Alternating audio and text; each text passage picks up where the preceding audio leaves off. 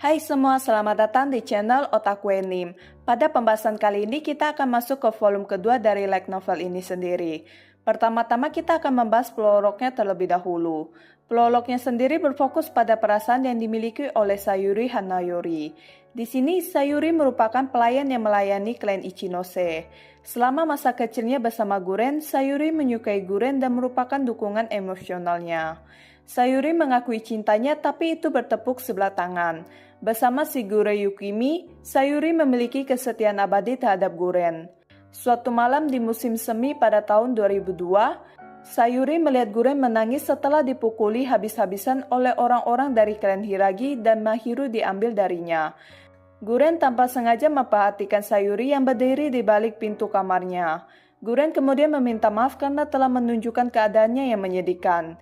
Guren menunjukkan senyum malu pada Sayuri dan Sayuri pun jatuh cinta pada Guren. Dan setelah 10 tahun berlalu, Sayuri masih mencintai Guren. Di hari lain sekolah, tepatnya di lapangan latihan, Mito mencoba melatih Guren untuk bertarung. Mito melayangkan tinju tangannya ke arah Guren. Itu adalah sebuah tinju dengan kecepatan yang kemungkinan tidak bisa dihindari oleh para siswa di sekolah. Tentu saja bagi Guren itu adalah sebuah tinju yang mudah sekali dihindarinya. Namun Guren memilih berpura-pura tidak bisa menghindarinya. Kepalan tinju Mito berhenti tepat sebelum menyentuh pipi Guren. Mito tidak habis pikir bagaimana bisa orang seperti Guren yang tidak memiliki kekuatan bisa menjadi penerus klan Ichinose. Mito kemudian menawarkan diri untuk menjadi lawan berlatih Guren. Ya, setidaknya bisa meningkatkan sedikit kekuatan Guren yang dianggapnya lemah. Guren menolaknya dan mengatakan kalau ia adalah tipe orang yang benci bekerja keras untuk menjadi kuat. Alhasil hal itu membuat Mito marah dan meninju pipi kiri Guren yang membuat Guren jatuh terpental ke belakang. Goshi memberitahu Guren bahwa ia juga tidak menyukai yang namanya kerja keras. Tetapi ia harus melakukannya karena orang tuanya memaksanya. Goshi berkata kalau ia mengerti dari mana Guren berasal karena ia tidak pernah ingin menjadi bagian dari klan besar atau dipaksa untuk tumbuh lebih kuat, dan Goshi muak dengan itu. Selepas kepergian Mito dan Goshi, siswa-siswa sekelas Guren yang lainnya mulai mengelilingi Guren dan mengajak Guren untuk berlatih melawan mereka. Jumlah teman sekelas Guren saat ini berbeda dengan saat pertama kali masuk sekolah. Akibat penyerangan sekte Hyakuya, lebih dari sebagian siswa terbunuh dalam serangan itu. Korban tewas paling banyak terutama dari anak kelas 1 yang masih belum mempunyai kekuatan yang cukup. Para siswa kelas 1 yang seharusnya berjumlah 600 orang kini hanya tersisa sekitar 180 orang saja. Jumlah kelas yang ada pun berkurang menjadi 5 kelas saja. Meskipun teman sekelas Guren berubah, tapi apa yang dilakukan oleh siswa-siswa Mikado Oni tidaklah berubah. Mereka masih saja mengejek klan Ichinose yang merupakan klan cabang, dengan bangga menunjukkan bahwa mereka adalah orang-orang dari kelas elit. Dan mereka juga tetap memuja-muja orang yang mewarisi darah Hiragi. Tiba-tiba seorang siswa menendang dada Guren dan seperti biasanya Guren tidak mengelaknya. Shinya kemudian datang dan bisa mendapatkan perhatian Guren ketika ia mengungkapkan apa yang diketahui klan Hiragi. Shinya memberitahu Guren bahwa klan Hiragi telah memulai penyelidikan internal. Meskipun mereka masih belum menyadari pengkhianatan Mahiru karena Mahiru adalah orang yang ditunjuk sebagai penerus pemimpin klan dan dipercayai oleh ayahnya yaitu Hiragi Tenri. Sehingga tidak ada orang yang mencurigainya. Dan penyelidikan sedang dipimpin oleh Ketua OSIS Hiragi Kureto dan Guren menjadi tersangka nomor 1 karena Guren memiliki motif melawan Hiragi serta mampu bertahan dari serangan sekte Hyakuya. Shinya juga memberitahu Guren bahwa Kureto adalah orang yang mengawasi mereka dari gedung sekolah. Mereka berdua berusaha untuk menipu Ketua OSIS Kureto di mana Shinya mendorong Guren ke tanah. Dalam perjalanan pulang dari sekolah, Sayuri dan Shigure menghampiri Guren dan bertanya apa yang terjadi ketika mereka melihat adanya memar di wajah Guren.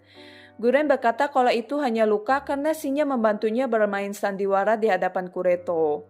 Mendengar itu, Sayuri dan Shigure serempak berlari untuk mengejar keberadaan Shinya, dan mereka berniat untuk membunuhnya karena telah melukai tuan mereka.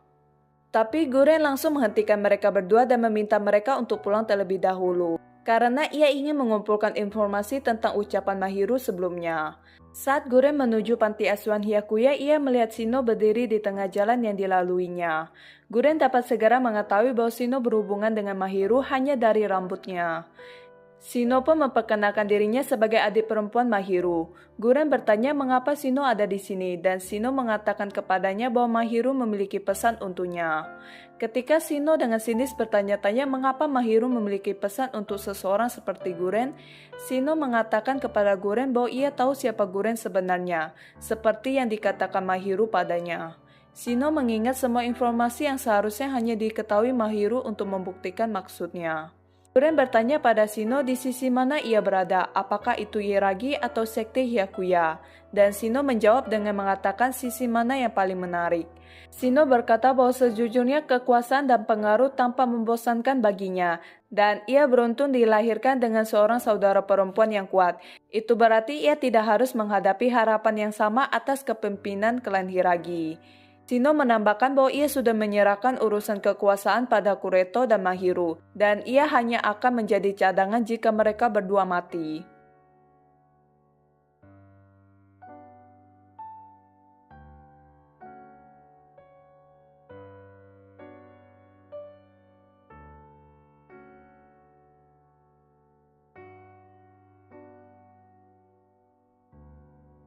Tiba-tiba gerakan Shino terhenti di tengah jalan dan bertanya-tanya mengapa Guren tidak mencoba membalasnya. Guren menanggapinya dengan mengatakan bahwa jika kekuatan seperti itu tidak akan melukainya, dan ternyata Shino sudah mengetahui hal tersebut.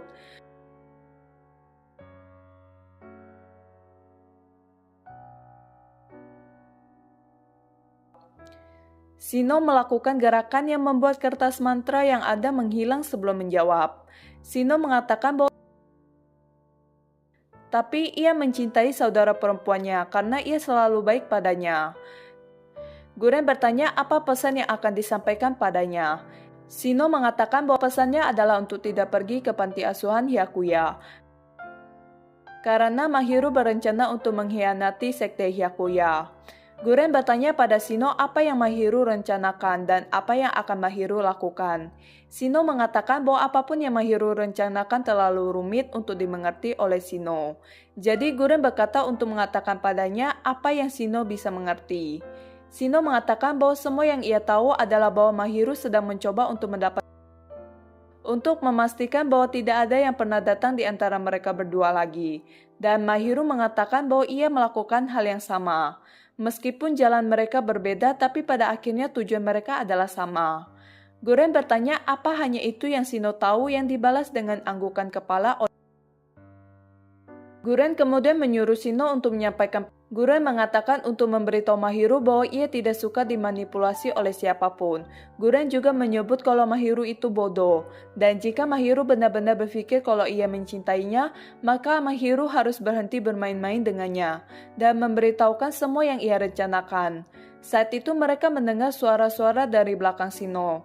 Itu sekelompok anak-anak yang terlihat seumuran dengan Shino. Di antara mereka ada seorang anak laki-laki pirang. Guren mengenalinya sebagai salah satu dari panti asuhan. Awalnya Mika, Akane, dan anak-anak yatim piatu lainnya berencana ke taman. Mika mengenali Guren sebagai pria yang digambarkan Saito sebagai pria mesum. Mika dengan cepat berlari ke Shino untuk melihat apakah ia baik-baik saja. Dan Shino yang memahami situasi memberitahu Mika bahwa Guren memberitahunya segala macam hal kotor dan bahwa Guren mungkin mencoba menculiknya. Sebelum Guren pergi, ia mengatakan pada Shino untuk tidak lupa menyampaikan pesannya. Saat Mika mengancam akan memanggil polisi, Guren mendengar Shino terkekeh kegirangan. 3 hari kemudian di sekolah, seorang wali kelas menjelaskan kalau penilaian untuk menilai kekuatan siswa belum selesai akibat serangan Sekte Hyakuya. Jadi pada hari ini akan diadakan ujian susulan dan kebetulan rata-rata siswa di kelas itu sudah selesai dilakukan penilaian kecuali Shinya, Goshi, Mito, dan Guren. Mereka berempat pun meninggalkan kelas mereka untuk melanjutkan ujian di gedung olahraga. Dengan ketentuan Mito dan Goshi berkumpul pada pukul 8:30, sedangkan Shinya dan Guren pada pukul 9. Ketika Guren tiba untuk pertarungannya, ia ternyata telat 5 menit. Di sana sudah berkumpul ketiga temannya yang lain. Di sana wajah Mito dan Goshi terlihat sangat kelelahan, sehingga keduanya terduduk di atas lantai. Sepertinya mereka berdua baru saja bertarung untuk dilakukan penilaian terhadap kemampuan mereka. Namun Guren tidak tertarik untuk mengetahui siapakah yang menang. Saat ini yang membuat Guren merasa tertarik adalah kehadiran sosok Kureto, siswa yang dikatakan bahwa ia adalah orang yang memiliki kemampuan setara dengan Mahiru di dalam klan Hiragi. Dan semenjak masuk ke sekolah ini, Kureto adalah orang yang selalu bertahan di posisi siswa teladan dan terbaik. Kureto pun memanggil Guren dan mulai menginterogasinya. Kureto bertanya apakah Guren menjual informasi apapun ke Sekte Hyakuya. Guren berhasil meyakinkan Kureto, tapi kemudian Kureto bertanya-tanya apakah Guren bekerja untuk mereka. Ketika Guren membantainya, Kureto tidak mempercayainya karena Guren memiliki motif yang cukup untuk itu.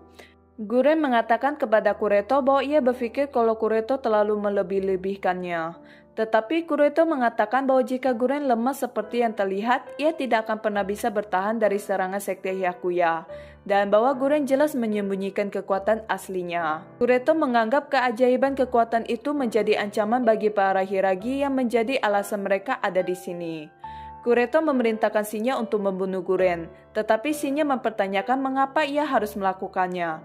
Dan Kureto mengatakan kepada Shinya bahwa jika ia tidak ingin menimbulkan kecurigaan pada dirinya sendiri sebagai komplotan Guren, maka Shinya harus melakukan perintah Kureto. Shinya dengan enggan setuju. Shinya mencoba memukul Guren dengan keras, meskipun serangan itu tidak membunuhnya.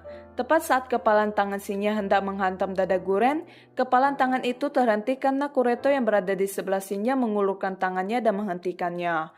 Kureto bertanya mengapa Shinya menahan kekuatannya.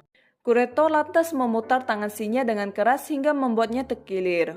Kureto memberitahu Shinya bahwa ia kehilangan kepercayaannya dan sekarang Shinya akan diselidiki juga untuk menentukan apakah ia telah bekerja sama dengan Sekte Hyakuya.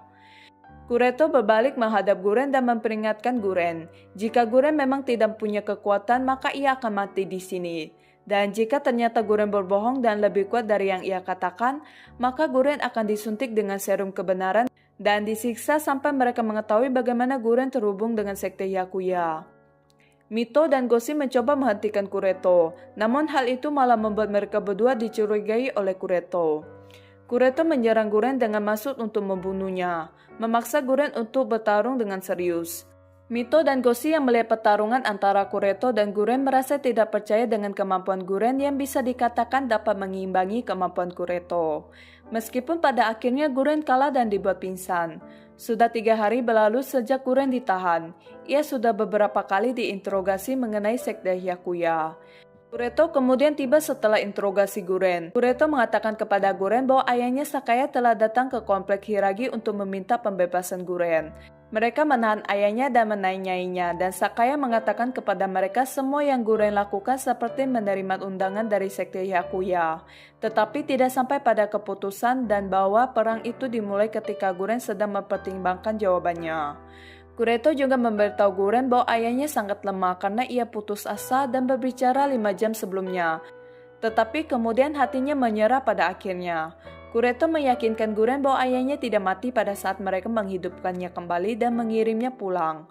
Kureto menyebut Guren kuat, tetapi seperti yang ia katakan, Guren hanya satu orang dan kekuatannya tidak akan bisa mengubah apapun karena Ichinose hanyalah sampah yang tentunya bukanlah tandingan bagi Hiragi, yang berarti bahwa Guren bukan ancaman bagi mereka. Kureto meminta Guren untuk menjadi tangan kanannya karena ini akan menjadi kesempatan untuk meningkatkan status klan Ichinose. Guren bertanya apa yang akan terjadi jika ia menolak, dan Kureto mengancam akan menghancurkan seluruh klan Ichinose. Guren pun setuju untuk menjadi bawahannya. Kureto juga menjanjikan Guren senjata yang lebih kuat yang lebih cocok dengan kemampuannya. Oke guys, sekian dulu pembahasan kali ini. Sampai jumpa pada pembahasan yang akan mendatang.